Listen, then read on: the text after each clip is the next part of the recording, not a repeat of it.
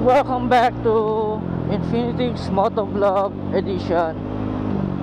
So for today's video, this is Thursday GP.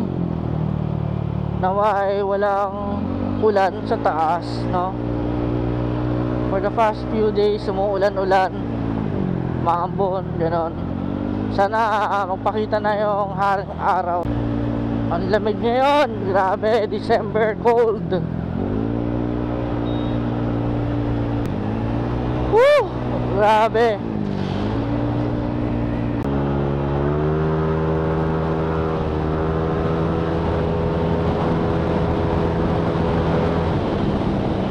Woo!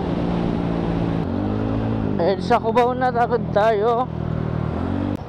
So mabisa yung battery ng DJI Osmo Action Cam, guys. Kasi pagpakit ako at pauwi, meron pang natitirang percentage ng battery. So sulit na sulit yung na ito, 1950 milliamp na ito na pag ginagamit mo pag motovlogging ka, pang akit-akit sa Marilaki lang, guys. Kaya sulit na sulit. Hindi ko siya maikukumpara sa GoPro kasi mas nabibilisan ako malabatan dun eh. Lalo na ang resolution natin gamit is 2.7. Pero ito, matindi to.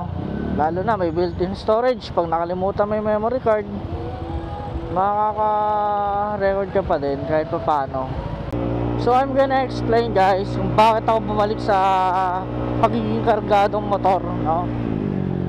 Usually mga budol yung mga kasama natin nung nagdang katutubo kami sa Pangasinan. Kaya sabi ko, kargado yung mga kasama ko napilitan ulit tayo magpakarga ng motor. Nag basic set tayo nung una, 63, 183cc. Until now na nag 66 tayo, 200cc. Kaya ayun, ito gamit natin. Ang gamit yung brand na na bore kit is JVT. Subok na kasi di naman ako nagkaroon ng problema sa JVT ko nung una. Then ito ngayon 66, pero naka pang stock lang tayo na pangilalim, wala tayong crank. Medyo bibilis kasi tayo lalo pag nag crank pa tayo, di ba?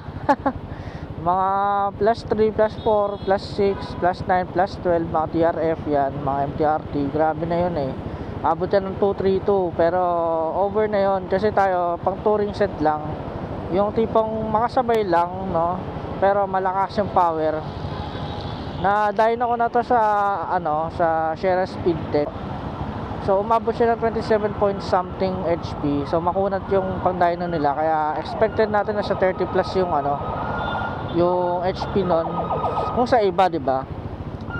Ang gamit nating ECU is stock lang na remap. So nung unang dyno nasa 24 something lang, then nung na-remap na ni Sir Renren, ayun 27, butik lumakas lalo yung hatak na itong motor ko, tsaka na-correct niya yung AFR. Kaya siguro di na tayo magiging prone sa sabog, kaya ayun, di ba? So nagpakarga tayo dahil yun, kargado rin sila sa Laser Maki, Speedlane Maki Works. Doon ko siya pinagawa sa Obando. Trusted ko yun kasi sila nag-aayos ng motor ko. Nakakailang beses na tono na ako hanggat sa makuha ko yung tamang timpla ng motor ko. Kasi iba-iba talaga ang tuner.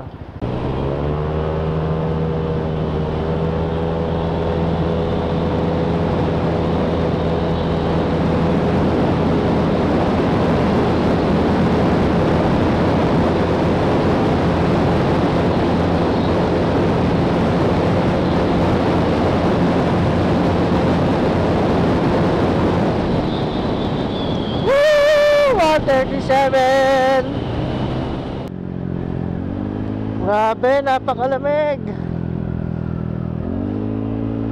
Ito na yung pinaka-exciting part pag nandito ka sa sa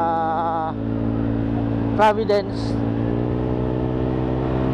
Dahil packet din na ng Marilaki, Sierra, bundok. Ay, nakasasakay ka pala? Oo nga eh. Pinipiyak yung motor ko. Bakit? Napakargahan. Sana all. Kupal! Hey! Kamusta? Motor mo talaga oh, kakaiba na yung tsura oh. Sa'yo ba pag walang magawa sa pera?